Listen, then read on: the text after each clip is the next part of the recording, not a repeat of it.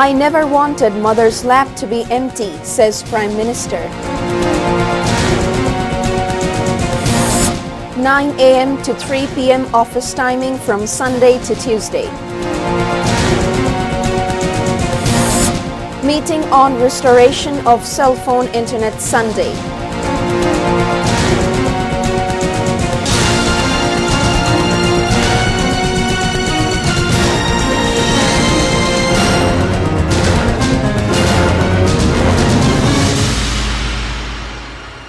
Those were the headlines. You are watching ATN News. Good evening, viewers. I'm Rubaba Ahmed with English Bulletin. Now the details.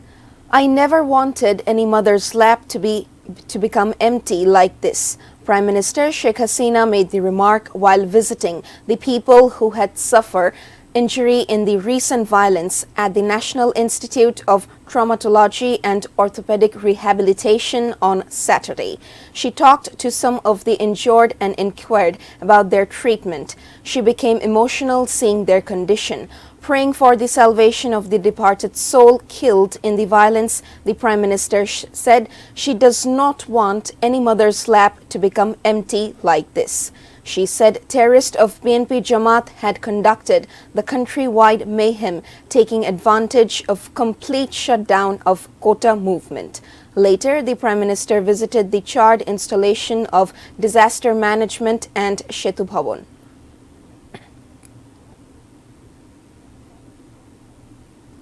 No definite time frame can be given right now about the resumption of metro rail, elevated expressway and some other damaged communication installations.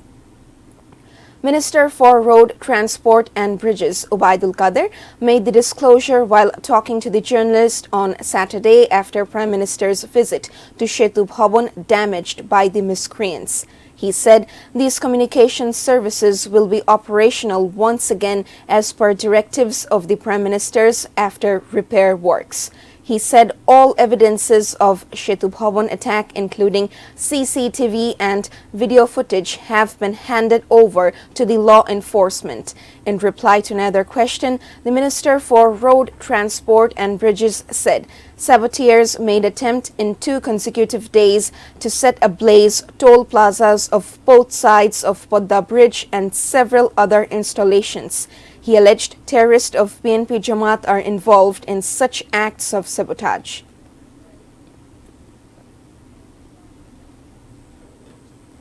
The government has fixed a new office timing from Sunday to Tuesday. As per new schedule, the offices will remain open from 9 a.m. up to 3 p.m. until Tuesday. Minister for Public Administration Amir Hussain made the disclosure after an event on Saturday. The government has started to extend the tenure of curfew pause as country's situation is becoming normal. All government and private offices had general holiday from July 21st to 23rd due to curfew. Earlier, there had been weekly holiday on Friday and Saturday, so the offices got partially reopened after closure of 5 consecutive days. The Public Administration Ministry decided to keep the offices open 11 a.m. up to 3 p.m. on July 24th and 25th.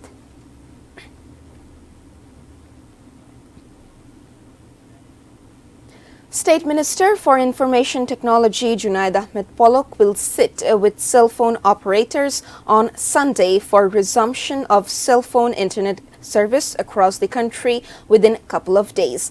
The Minister for ICT made the disclosure during a tree plantation event at Postal Building on Saturday morning.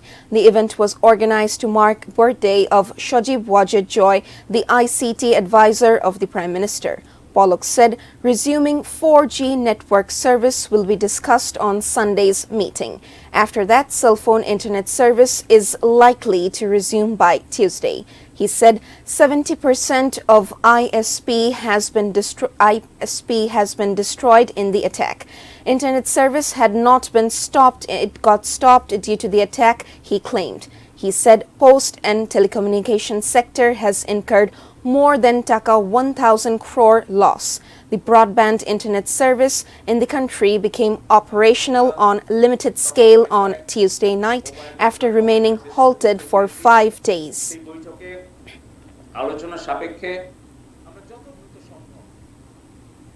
Home Minister Asaduzzaman Khan Kamal visited different places and installations of Dhaka-Chattogram Highway on Saturday that got damaged in the Quota reform movement. People concerned showed the Home Minister the affected portions of Jatrabari police station.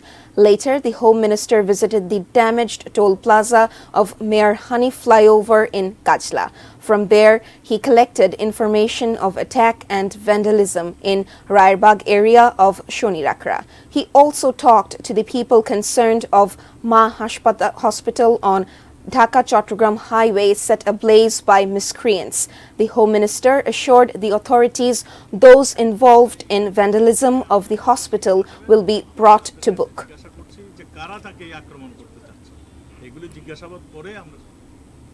14-party alliance will be on the side of the people and injured in the violence that unleashed across the country in the name of Quota movement. Coordinator and spokesperson of 14-party alliance, Amir Hussain AMU, made the disclosure while visiting injured people at Dhaka Medical College Hospital on Saturday afternoon. He was flanked by other leaders of the 14-party alliance. The leaders requested the hospital authority to see that everyone, irrespective of party affiliation, get proper treatment. Later, talking to the journalist, Amir Hussain AMU said, listing of injured and killed people is taking place. He called upon the countrymen to be on the side of the affected people along with the government.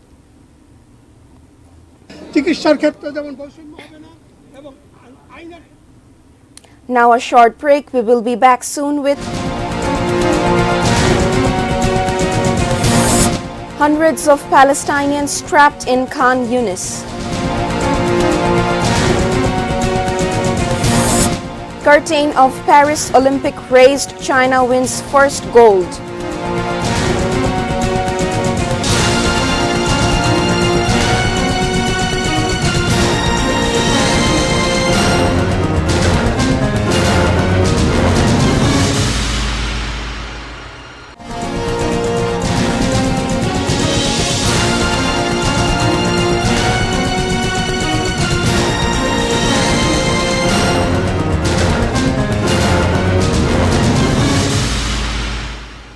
You are watching ATN News. This is English Bulletin.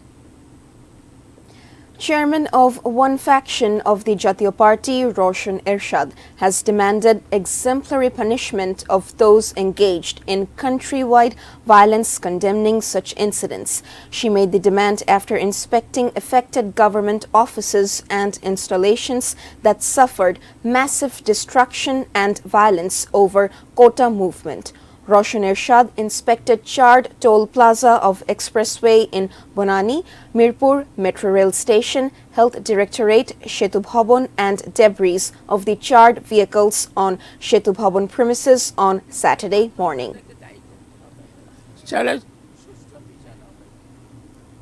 News around the world.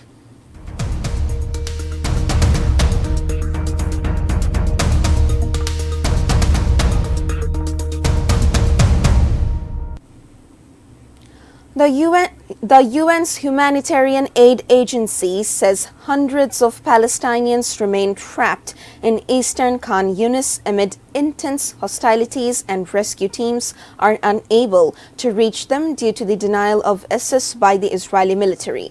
Amid starvation and fears of spreading disease, the average daily volume of humanitarian aid cargo entering the Gaza Strip has decreased by 56% since April. The UN Office for the Coordination of Humanitarian Affairs reports. Amid such situation, fresh Israeli airstrikes killed 18 in the city. Meanwhile, Egyptian, Qatari and United States mediators are expected to meet Israeli negotiators in the Italian capital, Rome, on Sunday in the latest push for a ceasefire in Gaza, US and Egyptian state-linked media report. At least 39,175 people have been killed and 90,403 injured in Israel's war on Gaza. Israeli Prime Minister Benjamin Netanyahu has visited former U.S. President Donald Trump at his Mar-a-Lago estate in Florida as Trump dismissed any suggestion of tensions between the pair. Netanyahu met the Republican candidate Friday, a day after he met U.S. President Joe Biden and Vice President Kamala Harris, expecting to run against Trump in November's presidential election. The meeting capped Netanyahu's U.S. visit, has been met with widespread protest, boycotts from U.S. lawmakers, and warning from rights groups about Israel's war on Gaza. However, Trump greeted Netanyahu and his wife Sarah, while Netanyahu's top wish was to mend fence with Trump during meeting. Trump criticized Harris, who voiced concern after meeting Netanyahu about Gaza civilians' death toll from Israel's assault. Meanwhile, citing Netanyahu's reports, said Israel would dispatch a negotiating team to discuss Gaza ceasefire proposal in Rome, probably by the beginning of the week. The military pressure that we exerted. France TGV high-speed trains traffic gradually started to return to normal on Saturday, as a Friday's pre-dawn attacks on high-speed rail network disrupted travel on the opening day of Paris Olympic Games. The attacks damaged infrastructure along the lines and affecting connections between Paris and major cities such as Lille, Bordeaux, and Strasbourg. French rail operator SNCF said another attack on Paris-Marseille line was foiled. However, engineers had worked overnight to repair sabotaged signal stations and cables that caused Friday's travel chaos. Traffic resumed normally on Eastern high-speed line, while 7 out of 10 trains on average will run with delays of 1 to 2 hours on North Brittany and Southwest high-speed lines. SNCF said in a statement, at this stage, traffic will remain disrupted on Sunday on North Axis and should improve on Atlantic Axis for weekend returns.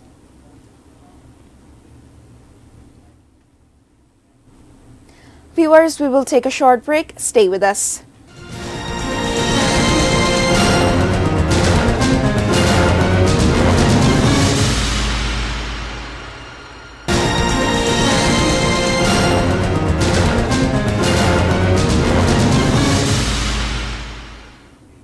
Welcome back. You are watching English Bulletin.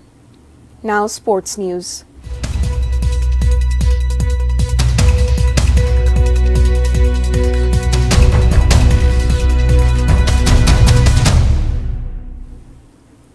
China won the first 2 gold medals of the Paris Olympics on Saturday, continuing the country's dominance in diving while defending its victory in the 10-meter air rifle mixed team event.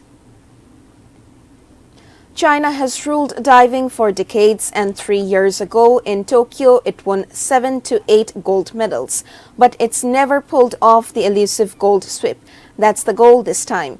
It was a perfect start for the team of Cheng Yani and Chen Yuan as they won the women's synchronized 3-meter springboard with 337.68 points on 5 dives.